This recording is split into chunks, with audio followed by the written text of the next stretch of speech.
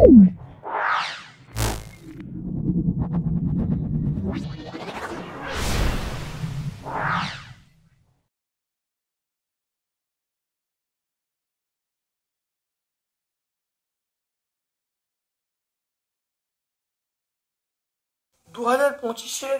মাধ্যমিক পরীক্ষার জন্য ভৌত বিজ্ঞানের একটা ইম্পর্টেন্ট সেট তুলে ধরছি, যেটা মাধ্যমিক পরীক্ষার জন্য অত্যন্ত ইম্পর্টেন্ট। পুরো 90 নম্বরের সেটটা তুলে ধরছি। তোমরা ভিডিওটা প্রথম থেকে শেষ পর্যন্ত দেখো। যারা মাধ্যমিক পরীক্ষা দিচ্ছ তাদের জন্য এটা অত্যন্ত কার্যকরী সেট। খুব ভালো করে দেখো, আশা করি এই ভিডিও থেকে তোমরা উপকৃত হবে। দেখে নাও, কোনটি ওজোন স্তরকে ক্ষয় করে না? ওজোন স্তরকে ক্ষয় করে না সেটা আমরা বলবো CO2। CO2 ওজোন স্তরকে ক্ষয় করে না। 290 কেলভিন, 290 কেলভিন সমান কত? 290 কেলভিন, তাহলে এটা দেখো 290 থেকে 273 বাদ দাও, 290 থেকে 273 ডিগ্রি বাদ দাও, বাদ দিয়ে বলবো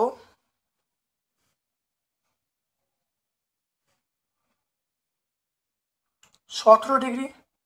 এটা বাদ দিলে কত হবে? 17 ডিগ্রি হবে। তাহলে আমরা অপশান বি বলবে। আমরা কোন অপশান বলবো? অপশান বি বলবো।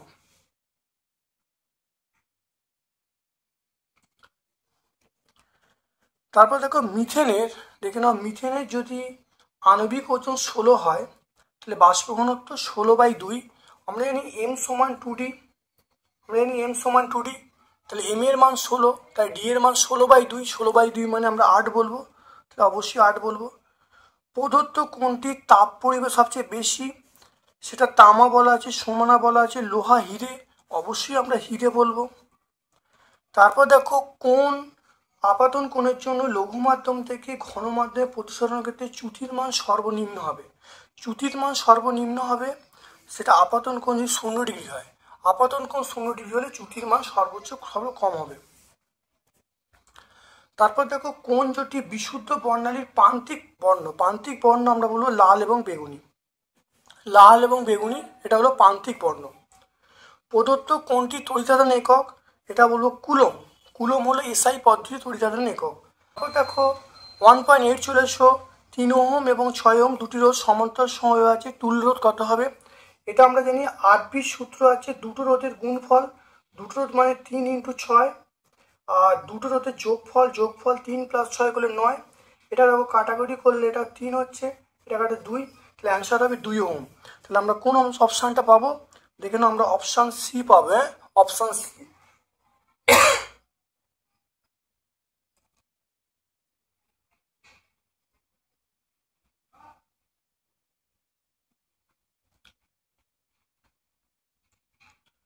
তারপর দেখো গ্যাসকে আয়নিত করার ক্ষমতা নিচের ক্রম হাসমান ক্রমটি সঠিক, মানে ক্রম হাসমান ক্রমটি কোনটা সঠিক? সবচেয়ে বেশি কার? সবচেয়ে বেশি হলো আলফা, তারপর বিটা, তারপর গামা। তাহলে অবশ্যই সবচেয়ে আমরা বেশি থেকে কমে বলবো, তাহলে অপশান এ বলবো। কোনটি সন্ধিগত মৌল নয়? সন্ধিগত মৌল নয় আমরা কি বলবো? কিন্তু সন্ধিগত মৌল নয়। আয়নীয় যৌগ, দেখে নাও এখানে আয়নীয় যৌগ যেমন HCl, CH4, MgCl2, NH3, অবশ্যই আমরা MgCl2 বা ম্যাগনেসিয়াম ক্লোরাইড বলবো। তারপর দেখো কোনটা মৃদু তড়িৎ বিশিষ্ট পদার্থ? COSO4, KOH, H2SO4, CH3COOH, অবশ্যই CH3COOH হলো মৃদু তড়িৎ বিশিষ্ট পদার্থ। তারপর দেখো কিপ যন্ত্রে তৈরি করা যায় একটা গ্যাসের নাম অবশ্যই H2S বা হাইড্রোজেন সালফাইড।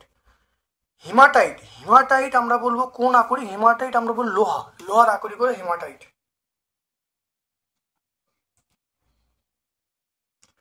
তারপর দেখে নাও কোন গ্রুপটি, কোন কার্যকারী গ্রুপটি ইথাইল অ্যালকোহলের মধ্যে উপস্থিত? ইথাইল অ্যালকোহলের মধ্যে উপস্থিত আমরা বলবো সেটা অপশান ডি বলবো, OH। তাহলে OH গ্রুপটা কি বলবো? ইথাইল অ্যালকোহলের মধ্যে অবস্থান করছে OH গ্রুপটা। দেখো বিভাগ ক্ষয় চলে এসো। বায়ুমণ্ডলে কোন স্তরে ঝড় বৃষ্টি হয়? এটা আমরা বলবো ট্রপোস্ফিয়ার। তাহলে ট্রপোস্ফিয়ারে ঝড় বৃষ্টি হয়। আমরা কি বলবো? এটা ট্রপোস্ফিয়ারে ঝড় বৃষ্টি হয়। বায়োগ্যাস প্ল্যান্টে যে সকল ব্যাকটেরিয়া বায়োমাসকে মিথেনে পরিণত করে তার নাম কি? তার আমরা দেখে নাও, নামটা হলো মিথানোজেনিক ব্যাকটেরিয়া। দেখে নাও, মিথানোজেনিক ব্যাকটেরিয়া, তার নামটা দেখতে পারলে, নামটা হলো মিথানোজেনিক ব্যাকটেরিয়া। তারপরে স্ট্র্যাটোস্ফিয়ারে উচ্চতা বাড়ার সঙ্গে সঙ্গে উষ্ণতা, স্ট্র্যাটোস্ফিয়ারে উচ্চতা বৃদ্ধিতে উষ্ণতা বৃদ্ধি পায়, চাপ কমে। দেখতে পাচ্ছ? তাহলে স্ট্র্যাটোস্ফিয়ারে উচ্চতা বৃদ্ধিতে উষ্ণতা বৃদ্ধি পায় এবং চাপ কমে। তাহলে এখানে কি আছে? উষ্ণতা বৃদ্ধি পায় বা বাড়ে লিখব। আর এই ব্যাকটেরিয়াটার নাম methanogenic bacteria. Methanogenic methanogenic bacteria. Charles সূত্রে কত তাপমাত্রায় গ্যাসের আয়তন শূন্য হয়? -273°C। স্থির উষ্ণতায় বদ্ধ পাত্রে একটি গ্যাস আছে, উষ্ণতা স্থির রেখে ওই গ্যাসে কিছু পরিমাণ ওই পাত্রে যোগ করা হলো। উষ্ণতা অপর থেকে ওই গ্যাস আরও কিছু পরিমাণ যোগ করা হলো, চাপ কি পরিবর্তন হবে? বদ্ধ পাত্রে কিছু পরিমাণ গ্যাস আছে, উষ্ণতা স্থির রেখে যদি ওই গ্যাস আরও কিছু পরিমাণ যোগ করা হয়, তাহলে চাপের কি পরিবর্তন হবে? তাহলে আমরা বলবো চাপ বৃদ্ধি পাবে। তাহলে বলবো চাপ এটা হলো বাড়বে। তাহলে চাপ বাড়বে। যদি উষ্ণতা স্থির, তাহলে চাপটা অবশ্যই বাড়বে। এসআই পদ্ধতিতে দৈর্ঘ্য প্রসারণ গুণাঙ্কের আমরা বলবো কেলভিন ইনভার্স। কঠিন পদার্থের দৈর্ঘ্য ক্ষেত্র প্রসারণ আয়তন গুণাঙ্ক সম্পর্কে আলফা সমান β/2 সমান γ/3। আলফা মানে দৈর্ঘ্য প্রসারণ গুণাঙ্ক, বিটা মানে ক্ষেত্র প্রসারণ গুণাঙ্ক, আর গামা মানে হলো আয়তন প্রসারণ গুণাঙ্ক। আলফা সমান β/2 সমান γ/3। গাড়ির হেডলাইটে আমরা কোন দর্পণ ব্যবহার করি? দেখো, গাড়ির হেডলাইটে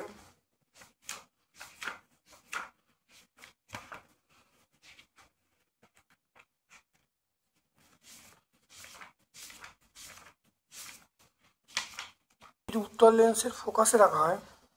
দেখো, একটি বস্তুকে যদি উত্তল লেন্সের ফোকাসে রাখা হয়, তাহলে প্রতিবিম্ব কোথায় তৈরি হবে? অসীমে। দেখে নাও, উত্তল লেন্সের ফোকাসে বস্তু রাখছি, তাহলে প্রতিবিম্ব দেখো অপর পার্শ্বে ভি সমান ইনফাইনাইট মানে অসীমে তৈরি হবে। আমরা বলবো অসীমে। তারপর ওহমের, দেখে নাও, ওহমের সূত্র অনুসারে পরিবাহী রোধের সংজ্ঞা। ওহমের সূত্র পরিবাহী রোধের সংজ্ঞা।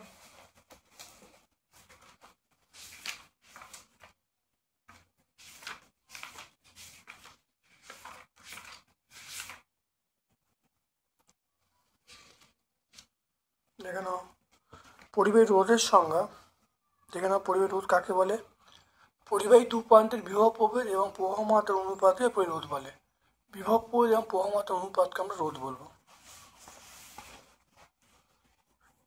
এসআই পদ্ধতিতে রোধাঙ্কের একক আমরা বলবো ওহম মিটার। এইটা আমরা বলবো পেজ নাম্বার 64-এ পাবো। তেজস্ক্রিয় রশ্মি পরমাণু কোথা থেকে বলতে পারি? নিউক্লিয়াস থেকে বা কেন্দ্রক থেকে। নিউক্লিয়াস থেকে বলতে পারি, কেন্দ্রক থেকে বলতে পারি। ধনাত্মক আধানযুক্ত তেজস্ক্রিয় কণার নাম আমরা বলবো আলফা কণা। আলফা কণা। 17 নম্বর গ্রুপে সবচেয়ে তৈরিনাত্মকতা বেশি, এটা আমরা কি বলবো? ফ্লুরিন বলবো। এটা ফ্লুরিন। ক্ষারীয়, দেখে নাও, ক্ষারীয় মৃত্তিকা ধাতু।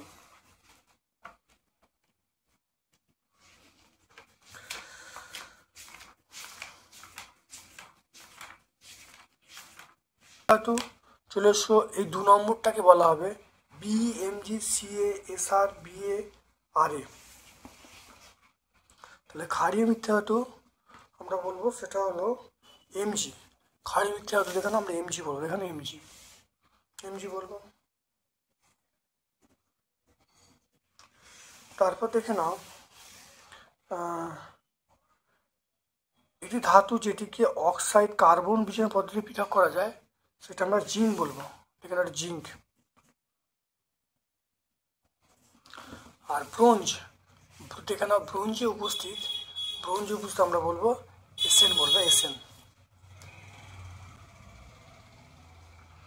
আমরা বলবো এসএন বলবো।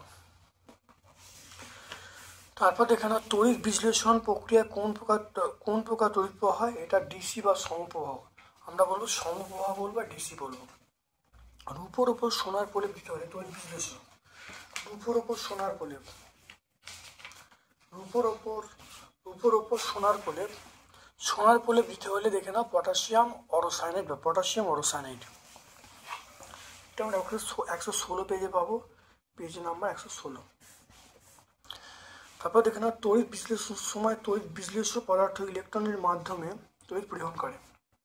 এটা হলো অ্যানায়ন ক্যাটায়ন, এটা মিথ্যা বলবে। অ্যানায়ন ক্যাটায়নের মাধ্যমে তড়িৎ পরিবহন করে, এটা মিথ্যা হবে। ফেরিক ক্লোরাইড, দেখো ফেরিক ক্লোরাইডের জলীয় দ্রবণে অ্যামোনিয়াম যোগ করে পদক্ষেপের সংকেত কি, আমরা বলবো FeOH3, ফেরিক হাইড্রোক্সাইড, FeOH3।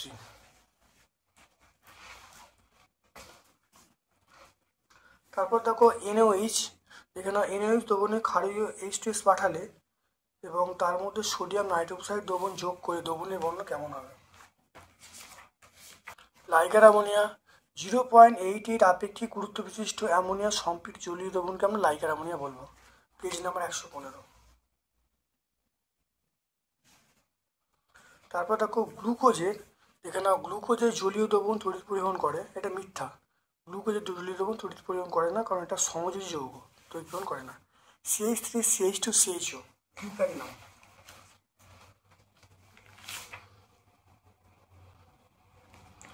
দেখে নাও CH3 CH2 CHO এর নাম হলো, আমরা কি বলবো, CH3 CH2 CHO এর নাম হলো প্রোপানল, আমরা বলবো প্রোপানল।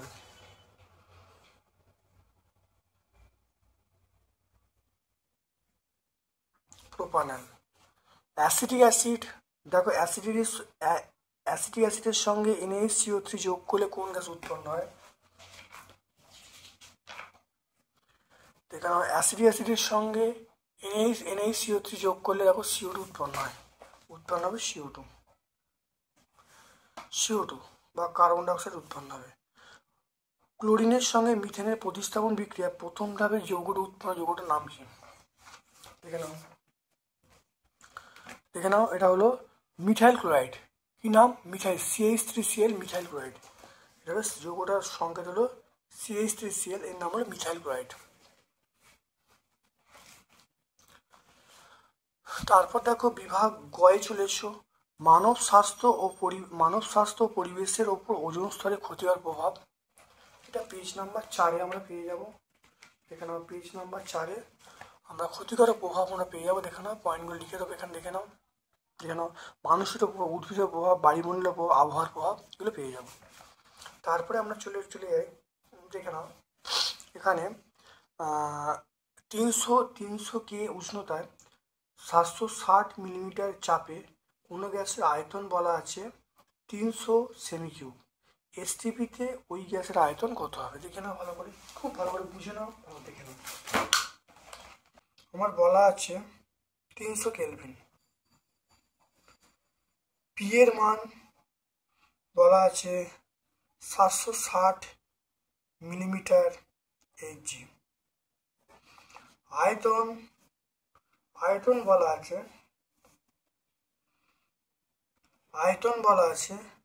আয়তন ভি বলা আছে 300 সেমি কিউব, দেখতে পাচ্ছ। ওকে, তাহলে আমি এইগুলো ধরো প্রাথমিক ধরছি, এগুলো প্রাথমিক, P1 V1 সব 1, মানে প্রাথমিক, তাহলে এগুলো প্রাথমিক তাপমাত্রা, প্রাথমিক আয়তন, প্রাথমিক চাপ সব ধরা হলো। এবার STPতে বলেছে মানে কি, তাহলে আমরা এখানে টিটুর মান STP মানে 0 ডিগ্রি, তাহলে 0 + 273 করলে কত হবে, তাহলে 273 কেলভিন। পিটুর মান কত, পিটু মানে 76 সেমি Hg, 76 সেমি Hg মানে আমরা বলবো তাহলে 760 মিলিমিটার Hg। আর ভিটুর মান এটা আমরা বার করতে হবে, যেখানে এখান থেকে আমরা কিভাবে বার করব, দেখুন আমরা জানি তাহলে P1 V1 বাই T1 সমান আমরা বলবো P2 V2 বাই T2। তাহলে P1 এর মান 760, V1 এর মান 300, T1 এর মান আমরা বলবো 300। T1 এর মান দেখো, T1 এর মান 300 আর P2 র মান 760, V2 র মান কত চাইছে আর T2 র মান কত, T2 মান 273। প্রত্যেকে দেখো মানগুলো বসিয়ে দিলাম, 760 ক্যান্সেল হয়ে গেল, এখানে 300 এখানে ক্যান্সেল হয়ে গেল। তাহলে আমি এখানে কি পেয়ে গেলাম, আলটিমেট দেখো পেয়ে গেলাম V2 সমান আমি বলবো 273। তাহলে V2 র মান 273, তাহলে অন্তিম আয়তন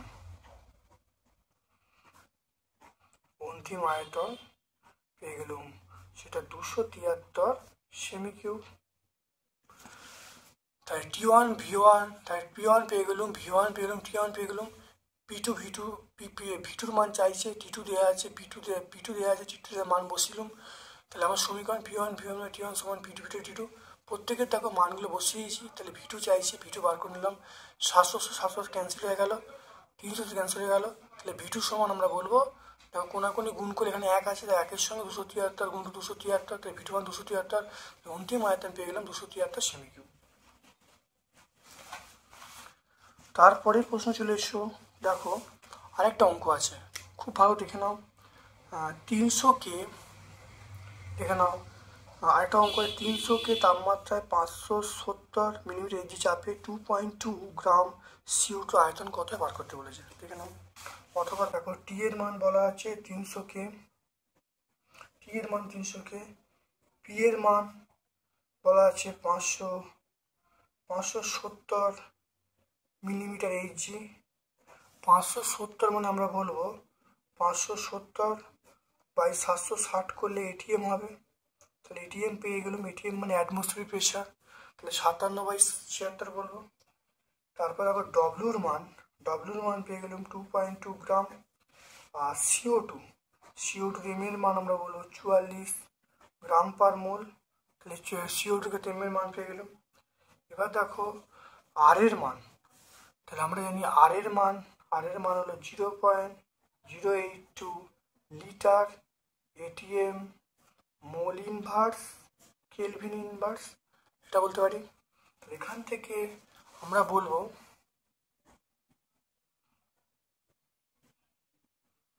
আমরা জানি তাহলে পিভি সমান W/m/T। এখান থেকে আমরা কি পাবো, এখান থেকে ভি এর মান পেয়ে যাব। তাহলে ভি এর মান আমি যদি বার করে ফেলি, তাহলে WRT/PM, ডব্লুর মান আমি পেয়ে গেলাম 2.2, আর এর মানটা 0.082, টি এর মান কত, টি এর মান 300 পেয়ে গেলাম। তাহলে পি এর মান আমরা পেয়ে যাব 57/76, আর এম এর মান আমরা বলবো 44।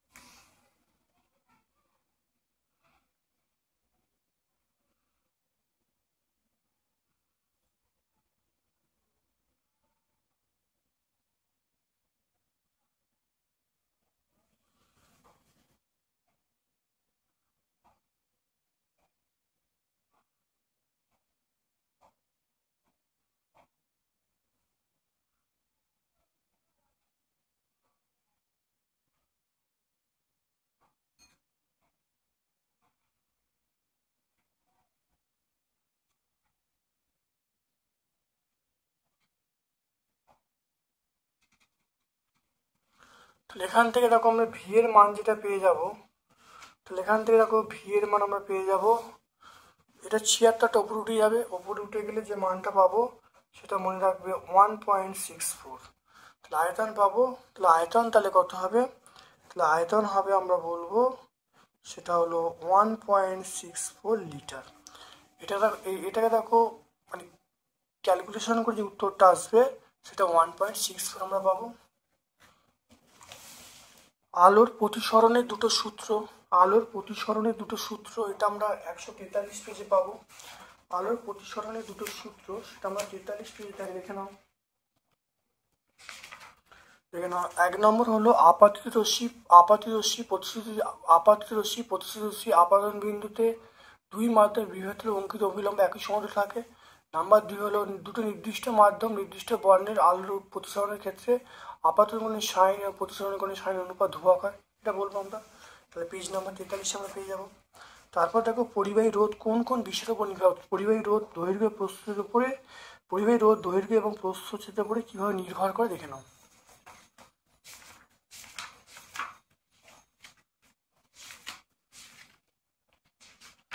দেখে নাও, পরিবাহী রোধ দেখে নাও দৈর্ঘ্যের সঙ্গে সমানুপাতিক আর প্রস্থচ্ছেদের সঙ্গে ব্যস্তানুপাতিক।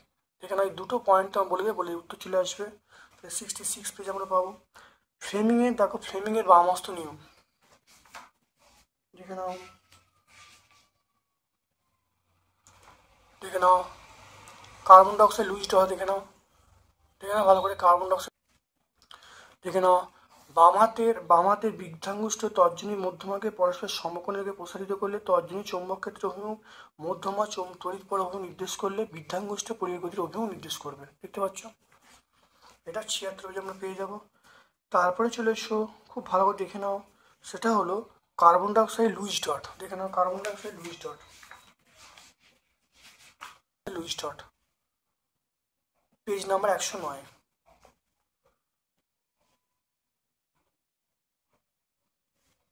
পেজ নাম্বার 109 পেয়ে যাব।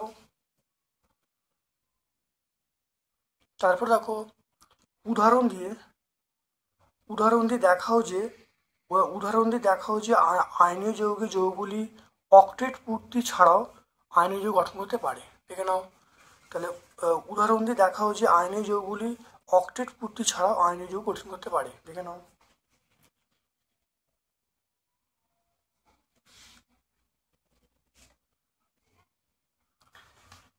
এটা আমরা দেখে নাও, আমরা এইটা বলো। দেখে নাও এলআইএইচ, দেখে নাও এলআইএইচে দেখো অক্টেট পূর্ণ হয় না, তবুও যৌগ গঠন করেছে, আমরা বলবো এলআইএইচ বলবো। এই উদাহরণটা বলবো, এই ছকটা বলবো, 106 পেজে আমরা বলবো। দেখে নাও সময় যৌগ তড়িৎ, দেখে নাও এটা হলো তড়িৎ যৌগ, এটা হলো সময় যৌগ। পার্থক্য দেখে নাও, ভালো পার্থক্য পেয়ে যাবে, অনেক পার্থক্য, যেখানে একটা দুটো পার্থক্য বলে দেবে। তারপর দেখে নাও পরীক্ষাগারে অ্যামোনিয়া গ্যাস প্রস্তুত শর্ত সমীকরণ লিখতে বলছেন।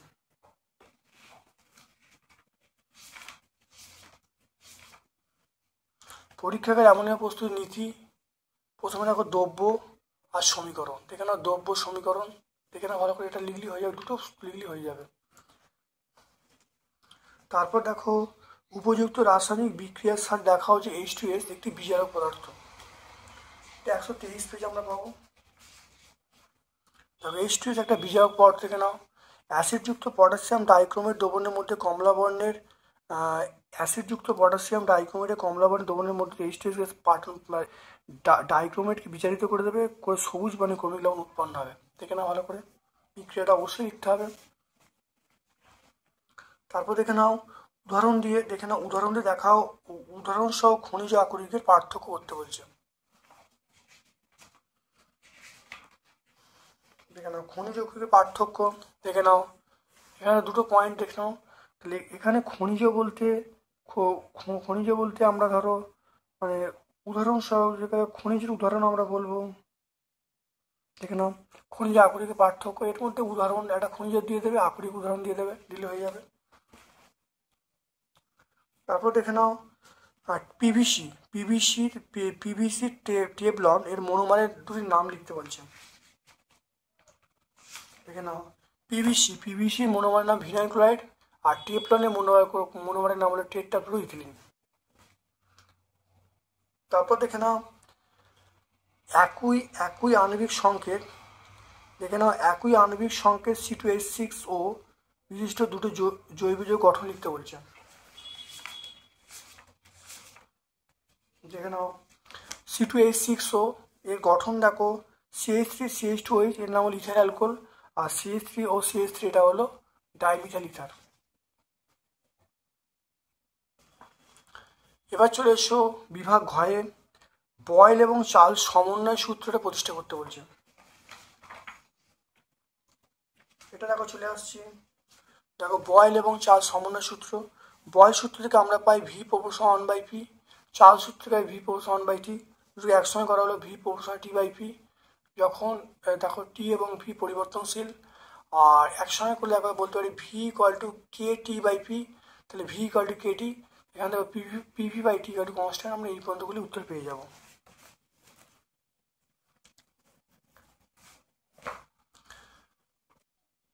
ফেরাস সালফাইডের সঙ্গে লঘু সালফিক অ্যাসিড বিক্রিয়ায় 1.7 গ্রাম হাইড্রোজেন সালফাইড পেতে কত গ্রাম ফেরাস সালফাইড প্রয়োজন?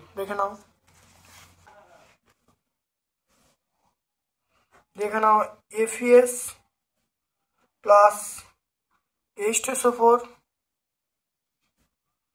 এটা হলো FeSO4 plus H2S। FeS plus H2SO4 সমান FeSO4 প্লাস H2S। দেখে নাও এটা। এবারে দেখে নাও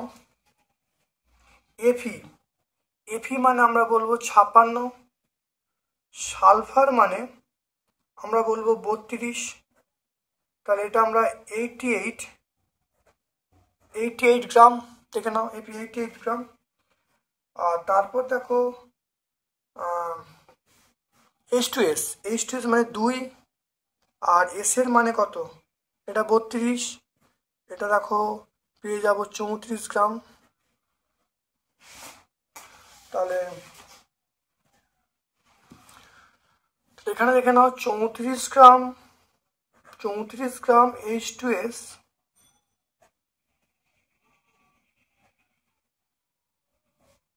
উৎপন্ন করতে FeS প্রয়োজন,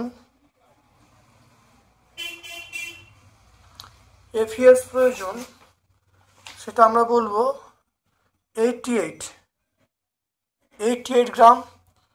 1 গ্রাম H2S উৎপন্ন করতে FeS প্রয়োজন, সেটা 88/34 গ্রাম। তাহলে এখান থেকে আমি পাবো, দেখে নাও ভালো করে, মন দিয়ে দেখে নাও, এটা কত? 1.7 গ্রাম 1.7 গ্রাম হাইড্রোজেন সালফাইড পেতে। তাহলে এখানে দেখো 1.7 গ্রাম হাইড্রোজেন সালফাইড পেতে FeS প্রয়োজন কত? 88 ইন্টু 1.7/34 এত গ্রাম। তাহলে এখানে বলবো 88 ইন্টু 17/34 বাই ইন্টু 10, এটা কাটাকুটি করলে 2, এটা কাটাকুটি করলে 44, তাহলে এটা 44/10 মানে 4.4 গ্রাম। তাহলে দেখে নাও, তাহলে দেখো 34 গ্রাম H2S পাওয়ার জন্য FeS প্রয়োজন 88 গ্রাম, একে কত আর 1.7 কত? দেখো ক্যালকুলেশন করলে দেখো 40/10 মানে আমরা বলবো 4.4 গ্রাম। 4.3 দেখো, কোনো পদার্থের তাপ পরিবাহিতাঙ্ক বলতে কি বোঝো? সিজিএ। কোনো পদার্থের তাপ পরিবাহিতাঙ্ক বলতে কি বোঝো? CGS/SI পদ্ধতিতে এককগুলির মধ্যে সম্পর্ক স্থাপন করতে বলছে। লেন্সের ফোকাস বলতে কি বোঝো? দেখে নাও। কোনো পদার্থের তাপ, দেখে নাও, কোনো পদার্থের তাপের সংজ্ঞা এখানে দেখো পেয়ে যাবে, এখানে এটা বলে দেবে। দেখে নাও CGS একক হলো calorie, metre inverse, degree centigrade inverse, second inverse. তাহলে CGS সঙ্গে SI সম্পর্ক দেখো 420, তাহলে 1 CGS ইউনিট সমান 420 SI ইউনিট। দেখলে এটা পুরো লিখে দেবে, লিখলে উত্তর হয়ে যাবে। লেন্সের ফোকাস বলতে কি বোঝো? লেন্সের ফোকাস দেখে না, মুখ্য ফোকাসের সংজ্ঞাটা দিয়ে দেবে। এটি লেন্সের ফোকাস বা মুখ্য ফোকাস। এইখান থেকে শুরু করবে, এখান পর্যন্ত বলবে লেন্সের প্রধান অক্ষের সমান্তরালে আপাতিত রশ্মিগুচ্ছ লেন্স দ্বারা প্রতিসরণের পর প্রধান অক্ষে যে বিন্দুতে মিলিত হয় তাকে লেন্সের ফোকাস বা মুখ্য ফোকাস বলে।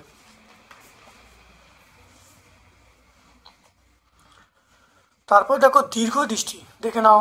তারপরে প্রশ্ন চলে এসো, দীর্ঘ দৃষ্টি কি? এর প্রতিকারের জন্য কোন লেন্স ব্যবহার করা হয়? দেখে নাও। দীর্ঘ দৃষ্টি কাকে বলে? খুব ভালো দেখে নাও সংজ্ঞা। এটা আমরা কি করব? এটা এটা এটা প্রতিকারের জন্য আমরা উত্তল লেন্স ব্যবহার, দৃঢ়দৃষ্টির সংজ্ঞা পেয়ে যাবে। এর প্রতিকারের জন্য উত্তল লেন্সযুক্ত চশমা ব্যবহার করব।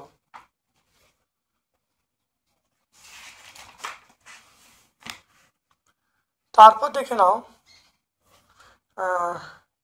একটি প্রিজমের মধ্য দিয়ে আলোর প্রতিসরণের ক্ষেত্রে প্রমাণ করতে ডেল্টা সমান I1 plus I2 minus M. দেখে নাও,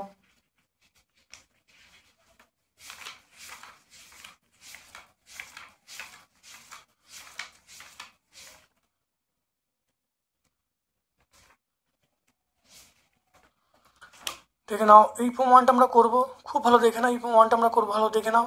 এই প্রমাণটা সুন্দর করে দেবো, ডেল্টা সমান I1 plus I2 minus M. Page number 45 আমরা পাবো। তারপর দেখো, লাল এবং বেগুনি আলোর ক্ষেত্রে লাল এবং বেগুনি আলোর প্রতিসরাঙ্ক মিউ আর এবং মিউ ভি বলা আছে। আমাকে প্রমাণ করতে বলেছি mu V greater than mu R. এই মিউ সমান কি জানি? মিউ সমান আমরা জানি সি বাই ভি। তাহলে বেগুনি আলোর ক্ষেত্রে, বেগুনি বর্ণের ক্ষেত্রে আমরা কি বলবো? মিউ ভি বলবো সি বাই, এটা আমরা ভায়োলেটের জন্য আমরা বলি, এটা ভাঙলে ভি সমান এন ল্যামডা, তাহলে এন ল্যামডা ভি বলবো। এবার দেখো, লাল বর্ণের ক্ষেত্রে মিউ আর বলবো সি বাই আলোর বেগ সি বাই এন ল্যামডা আর বলবো। দুটোকে বাই করে দাও, এটা বাই এটা, তাহলে মিউ ভি বাই মিউ আর করে দাও।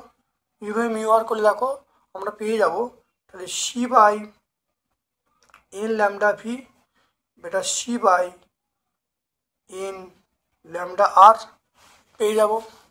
দেখে নাও, এটা ভালো দেখে নাও, এটা উল্টে যাচ্ছে। তাহলে N lambda R by N lambda V into C. দেখে নাও, সিগুলো কেটে গেল, এনগুলো কেটে গেল, তাহলে আমরা বলবো তাহলে lambda R by lambda V, এটা পেয়ে গেলাম lambda R by lambda V. Lambda R মানে লাল আলোর তরঙ্গদৈর্ঘ্য বেশি, তাহলে আমরা বলবো এটা অবশ্যই গ্রেটার দেন 1, এটা গ্রেটার দেন 1 হবে। তাহলে এখান থেকে সিদ্ধান্ত হলো mu V greater than mu R হয়ে গেল। মনে রাখবে, লাল আলোর তরঙ্গদৈর্ঘ্য বেশি। এটা দেখো কিভাবে হচ্ছে, দেখে নাও। তাই লাল আলোর তরঙ্গদৈর্ঘ্য বেশি ভায়োলেট আলোর থেকে, তাহলে lambda R by lambda V, এটা তাহলে গ্রেটার দেন 1 হবে। এই গ্রেটার দেন 1টা এখানে বসিয়ে দিয়েছি, তাহলে আমরা বলবো এখানে তাহলে কি পেলুম? তাহলে মিউ ভি বাই মিউ আর। দেখে নাও, তাহলে মিউ ভি বাই মিউ আর এটা একের থেকে বড়ো, তাহলে আমরা বলবো মিউ ভি বড় মিউ আর এর থেকে। দেখে নাও ভালো করে, খুব ইম্পর্টেন্ট প্রমাণ, ভালো করে মনে রাখবে। 4.7 চলেছো। তারপর দেখো 4.6 তাপীয় ফল সংক্রান্ত জুলের 3টি সূত্র বলতে বলেছে। এটা আমরা 71 পেজে পাবো। 71 পেজে দেখুন 3টে সূত্র। 1 নম্বর হলো তড়িৎ প্রবাহের রোধ এবং সময় যদি ধ্রুবক থাকে পরিবাহিত উৎপন্ন তাপ প্রবাহমাত্রার বর্গের সমানুপাতিক। 2 নম্বর সূত্র হলো প্রবাহমাত্রা এবং সময় ধ্রুবক থাকে পরিবাহিত উৎপন্ন তাপ রোধের সমানুপাতিক। 3 নম্বর হলো রোধ এবং প্রবাহমাত্রা ধ্রুবক থাকলে পরিবাহিত উৎপন্ন তাপ সময় সমানুপাতিক। 3টে সূত্র তোমরা পেয়ে যাবে। 220 ভোল্ট মেন্সের সঙ্গে যুক্ত করে 1 অ্যাম্পিয়ার তড়িৎ পাঠানো হচ্ছে। এবার দেখো, ওই বাতিকে যদি 110 ভোল্ট মেন্স যুক্ত করে কত প্রবাহমাত্রা যাবে? পি এর মান পেয়ে যাব। পি সমান আমরা বলবো ভিআই, তাহলে ভি এর মান 220, আই এর মান 1, তাহলে 220 ওয়াট পেয়ে যাব। দেখে না ভালো করে, এই 220 ইন্টু 1 গুণ করলে তাহলে ওয়াট পেয়ে যাব। তাহলে ওয়াট পি এর মান পেয়ে গেলাম, পি এর মান 220 ওয়াট। আমি এখান থেকে আর দরকার, আর মানে আমরা বলবো V square by P. V square মানে 220 তার স্কোয়ার, পি মানে আমরা 220 বলবো। তাহলে আর এর মানটা পেয়ে গেলাম 220 ইন্টু 220 বাই 220, কেটে গেল তাহলে আর এর মানটা পেয়ে গেলাম 220 ওহম। তাহলে আর এর মানটা পেয়ে গেলাম 220 ওহম।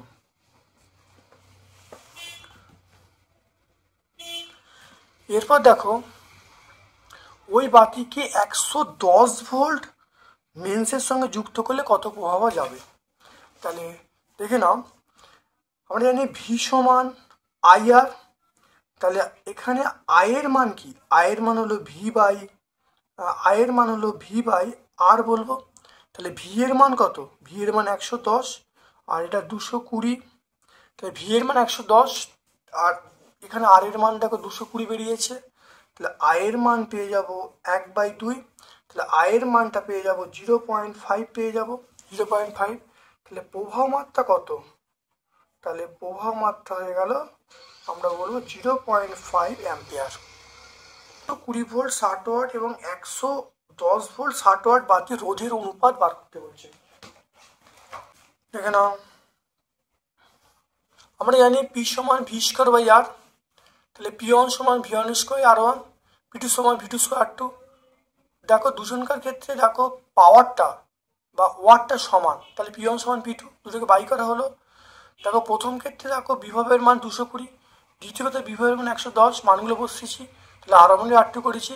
তাহলে আর ওয়ান আর টু দেখো পেয়ে গেলাম দেখো 4/1। দেখে নাও 4/1। তাহলে R one is to R two সমান হলো 4:1।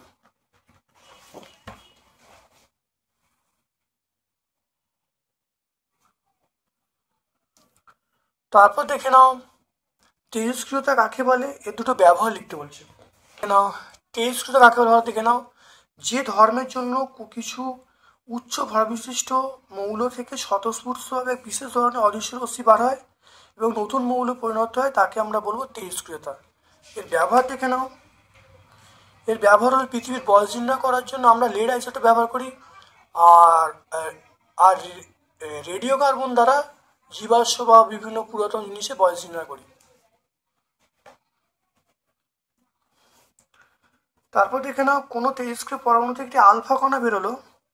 আলফা কণা বেরোলে তাহলে অপত্য পারমাণবিক ভর সংখ্যা প্রথমে কীভাবে পড়তে হয়, মানে আলফা কণা যখন এটা কোনো একটা তেজস্ক্রিয় পরমাণু থেকে বেরোবে তাহলে ভর সংখ্যা কত হবে? ভর সংখ্যা আগে যদি এ থাকে তাহলে ভর সংখ্যা a-4 হয়ে যাবে, আর এটা ভর সংখ্যা, তাহলে ভর সংখ্যাটা আমরা হয়ে যাবে a-4 হয়ে যাবে। দেখে নাও একটা মৌল, এটা এ এটা জেড, যদি একটা আলফা কণা বেরোয় তাহলে ওয়াই মৌল তৈরি হবে। তাহলে ভর সংখ্যা কত? ভর সংখ্যা 4 কমছে আর প্রোটন সংখ্যা 2 কমছে। তাহলে ভর সংখ্যা a-4 হয়ে যাবে, প্রোটন সংখ্যা z-2 হয়ে যাবে। তারপর দেখো আয়নন শক্তি কাকে বলে, এলআই এনএ কে একে ঊর্ধ্বক্রমে সাজাতে বলছে।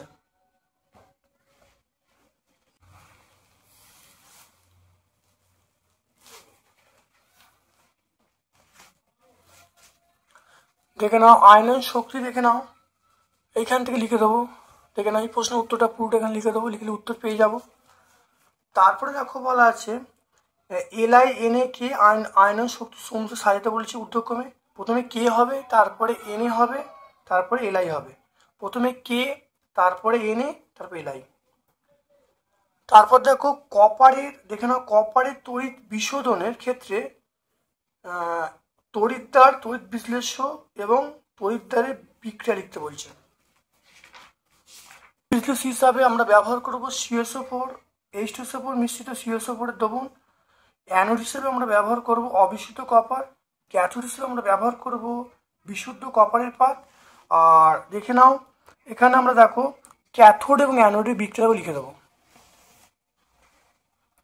তারপর দেখো 4.11 নাইট্রোজেনের পরীক্ষাগারে প্রস্তুতিতে অ্যামোনিয়াম নাইট্রেটকে গাঢ় H2SO উত্তপ্ত না করে সম আণবিক অনুপাতে মিশ্রিত অ্যামোনিয়াম ক্লোরাইডের এবং সোডিয়াম নাইট্রেট গাঢ় মিশ্রণে উত্তপ্ত করা হয় কেন? সমীকরণ দিতে বলছেন। উত্তরটা দেখো একই প্রশ্ন আছে, উত্তরটা দেখে নাও ভালো করে। অ্যামোনিয়াম নাইট্রাইট, দেখো অ্যামোনিয়াম নাইট্রেট অস্থায়ী যৌগ, এর তাপীয় বিয়োজনে বিক্রিয়াটি অত্যন্ত তাপ উৎপাদ এবং খুব দ্রুত গতিতে ঘটে, ফলে বিস্ফোরণ ঘটতে পারে। সেই কারণে NH4NO2 এর জলীয় দ্রবণ সরাসরি উত্তপ্ত না করে সম অনুপাতে NaNO2 এবং অ্যামোনিয়াম ক্লোরাইড মিশ্রিত করে উত্তপ্ত করতে হয়। দেখো বিক্রিয়া দেওয়া আছে।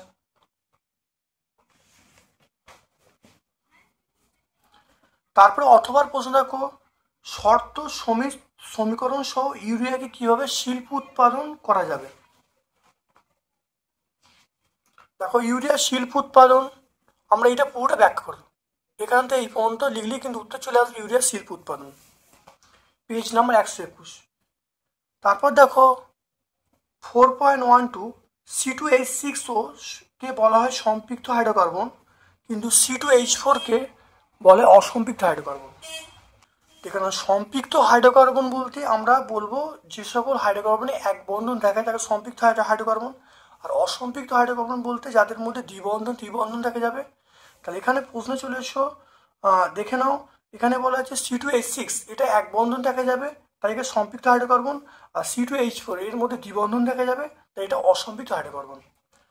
তারপর দেখো অথবা প্রশ্ন আছে কিভাবে অ্যাসিডিলিন থেকে 1,2-ডাইব্রোমিথেন তৈরি করবে। দেখে নাও ভালো করে, কিভাবে অ্যাসিডিলিন